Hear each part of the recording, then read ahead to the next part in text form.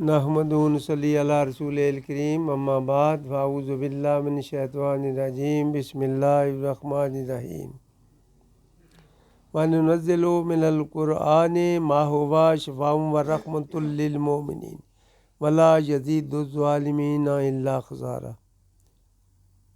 صدق اللہ العظیم۔ ان اللہ وملائکتہ یصلون علی النبی یا ایھا الذین آمنوا صلوا علیہ وسلموا تسلیما۔ اللہم صلی علی سیدنا مولانا محمد وعلی آل سیدنا مولانا محمد وبارک وسلم وصلوا علیہ۔ میرے انتہائی واجب الاحترام راہ حق کے مسافر عاشقان رسول سب کو میری طرف سے بہت بہت السلام علیکم۔ میں نے جو قرآن کریم کی بڑی شان والی، عزت والی، رتبے والی، معرفت کی خزانے سے بری ہوئی یہ ایک قرآن کریم کی آیات جو میں نے پڑھی ہے، میں انشاءاللہ آپ کے لوگوں کی دعا سے اس کا حق ادا کرنے کا تو میں اہل نہیں ہوں، مگر کوشش کروں گا کہ صحیح حق بیان کرنے کو مجھے اللہ توفیق بخشے۔ اللہ نے کہا وَنُنَزِّلُ، اور نازل کیا، یعنی اتارا، من القرآن، قرآن کریم کو، ما ہوا شفاء و رحمۃ للمؤمنین، شفا ان لوگوں کے لیے، شفا و رحمت ایمان والوں کے لیے۔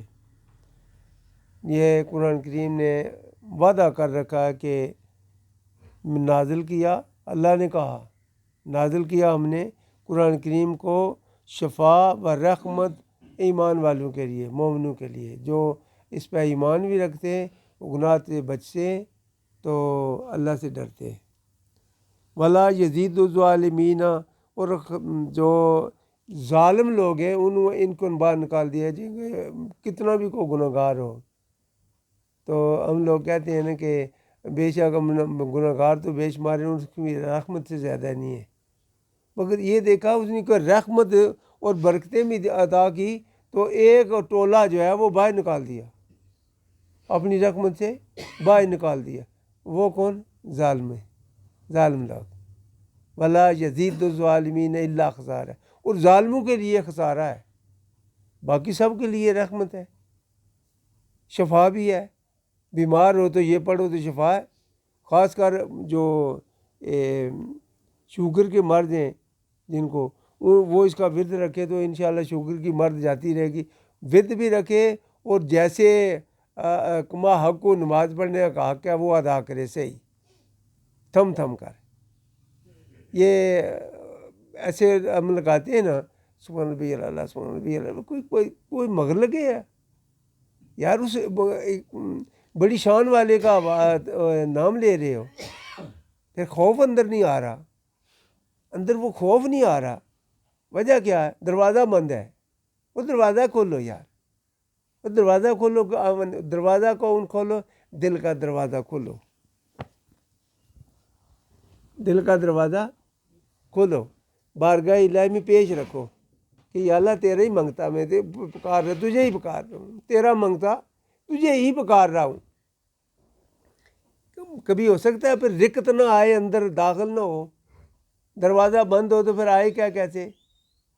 وہ بات نہیں ہے اصل میں کہ سب کے لیے یہ قرآن کریم شفا اور رحمت ہے، جس وقت چاہے کو پڑھے، مگر صبح کا پڑھنا افضل ہے، صبح کا پڑھنا سب سے افضل ہے۔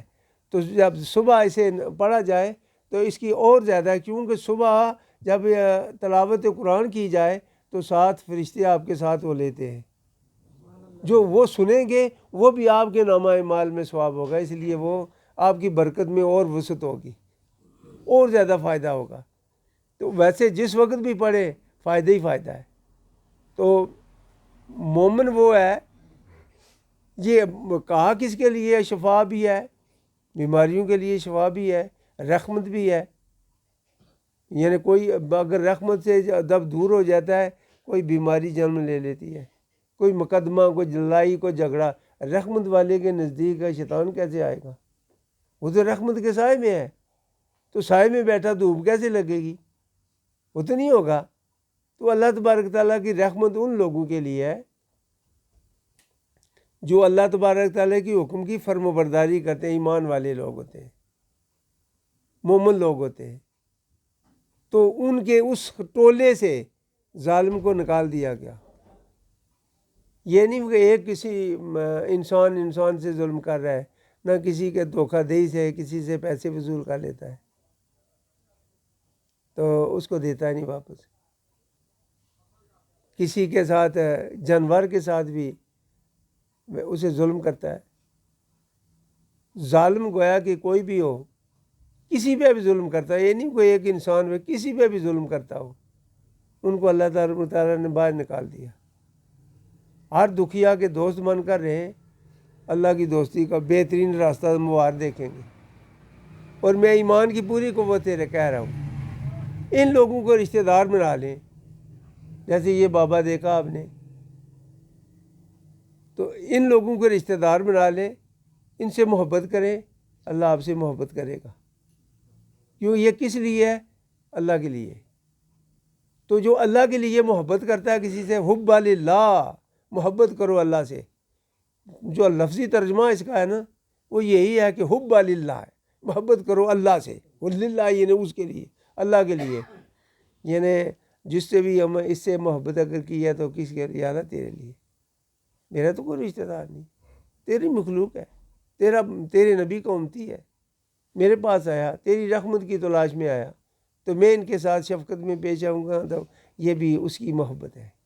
اس کا محبت کا اظہار بھی یہی وہی ہے کہ اللہ سے محبت ہے۔ جب بھی کوئی غریب آئے تو دیکھ کر ہی اسے غصہ آنے لگے، تو جو کوئی بڑا بندہ آ گیا جس نے کچھ دینا نہیں ہے، گناہ دے گا، ہاں ویسے نہیں ہے کچھ دینا نہیں ہے، دے گا کہ ویسے نا گناہ تو ملے گا۔ اچھا تو اس سے پیار کرتا ہے، مالک تو میں ہوں ہر چیز کا۔ الحمدللہ کا مطلب سب تعریفوں کا مالک صرف اللہ ہی ہے۔ تو جو اللہ مالک ہے اس کو چھوڑ کر اگر دوسرے کسی کو، اللہ کے نوازے ہوئے کو ہم نوازیں گے، تو یار جس کو اس نے نوازا ہے وہ تجھے بھی نواز سکتا ہے، تو اسی سے مانگ جس سے اس نے مانگا ہے۔ تو یہ اگر سمجھا جائے کہ وہ اللہ تبارک تعالیٰ، یہ میں تو اس سے کر رہا ہوں، میں تو آپ سے تو کچھ نہیں کیا، ہو سکتا ہے کتے کے بدلے میں انسان کو قربانی دے دے، ایسے کرتا ہے اللہ۔ یہ جو عقیقہ کرتے ہیں اسی لیے کرتے ہیں، یہ جو قربانی کرتے ہیں اسی لیے کرتے ہیں کہ حضرت اسماعیل ذبیح اللہ علیہ السلام کے لیے کیا اللہ تبارک تعالیٰ کو گوشت کی ضرورت تھی، خون کی ضرورت تھی، چمڑے کی ضرورت تھی، کیا تھی؟ بات یہ تھی کہ تو اس کا جو فدیہ دے گا، جو بھی اس کا فدیہ دے گا، اسے فدیہ کہتے ہیں، وہ اللہ تبارک تعالیٰ اسے عمر بڑھا دے گا۔ کچھ لوگ تو اللہ کی رضا کے لیے اپنی جان دینے کے لیے بھی تیار ہیں، مگر کچھ کہتے ہیں کہ بس، کچھ کہتے ہیں کہ ہمیں رکوع ہونے سے بھی تکلیف ہے، گھٹنوں درد کرتے ہیں۔ یار تو خیر انشاءاللہ اس کے غازی ہیں، تو اللہ رحم کرے۔ تو کچھ لوگ ایسے ہیں کہ کرسی پہ بیٹھ کر اللہ کی رحمت کا امیدوار بنا بیٹھا ہے۔ بیٹھا کہاں ہے؟ کرسی پہ۔ آئے افسوس، یہ دیکھ وہ کتنی بڑی شان والا، کتنی بڑی قوت والا، جہاں نبی جہاں تھر تھر کامتے ہیں جس کی جلال اور جمال کے سامنے، تو وہاں کرسی لگا کر بیٹھنا۔ پھر مسجد ایک ایسی جگہ جہاں اللہ کی دوستی کا بہترین سب سے افضل ذریعہ ہی مسجد ہے، وہاں جا کر یہ کرنا، تو میرے بڑے فخر سے بیٹھنا وہاں۔ آئے افسوس، جب یہ میرا دل کڑتا ہے، یقین جانے مولوی حضرات جو ہے یہ چونکہ سخت نہیں ہے ان میں اندر، کیونکہ انہوں نے ذریعہ ہی معاش یہی رکھا ہے۔ جیسے میں اور ملازمیں 3 ملازمیں کرتا رہا، مگر میں نے مسجد کا امامت کا کچھ نہیں لیا۔ مجھے کیا فرق پڑے گا، کوئی ناراض ہو جائے گا، مجھے کیا فرق پڑے گا، میں گھر چلا جاؤں گا۔ پر ان کو بتایا میں گھر گوں تو بیوی ہوتا ہے، پھر نہیں چھوڑنے واقع کتھ ہے، ابھی بھی کتھ ہے نہیں پیسے، تو پھر ظاہر ہے وہ جواب کیا دے، ڈرتے ہیں نا پھر، ہے نہیں، پھر ڈرتے ہیں بھیا، ظاہر ہے ان بیوی سے تو جان نہیں چھڑائی جا سکتی، تو پھر وہ ڈرتے ہیں۔ تو ڈرتا تو میں بھی ہوں مگر میں نے پردہ ڈالا ہوا ہے اندر سے، تو میں بھی ایسے ہی ہے۔ تو بات اس لیے یہ ہے کہ ڈرتا اس لیے ہوں، اس نے خدمت میں کوئی کسر نہیں رکھی، اور میری غربت کی وہ دوست اور میری مشکل گھڑی کی وہ دوست جس نے سب تکلیفیں برداشت کیں مگر اپنے خامند کا گھر نہیں چھوڑا، وفاداری کے ساتھ ایک سپاہی بن کر میرے ساتھ چلتی رہی۔ نہ جانے کہیں اس کے حقوق میں کہیں پکڑا جاؤں، اس لیے ڈرتا ہوں۔ آج چونکہ وہ میرے کندھوں پہ اس لیے سوار ہے، لوگ تو کہتے ہیں یہ پاؤں کی جوتی ہے، آئے تو ٹھیک ہے، نہ آئے تو پھینک دو، مگر میں یہ سمجھتا ہوں کہ یہ دیکھیں کیا کیا تکلیفیں اس نے برداشت کی مگر میرا اس نے ساتھ نہیں چھوڑا۔ آج وہ مجھے جو چھوٹے ہیں نا، جیسے بچے چھوٹوں بچوں کی طرح، وہ بھی رس ناراض نہیں ہے سارا کچھ، میں کوئی ڈر نہیں،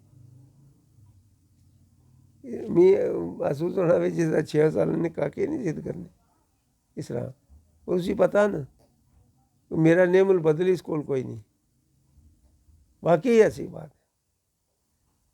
جس راستے سے یہ گزر کر میرا ساتھ دیا ہے، میرے خیال لاکھوں میں سے کوئی عورت ہوگی جس نے مشکلات برداشت کی مگر میرا ساتھ نہیں چھوڑا۔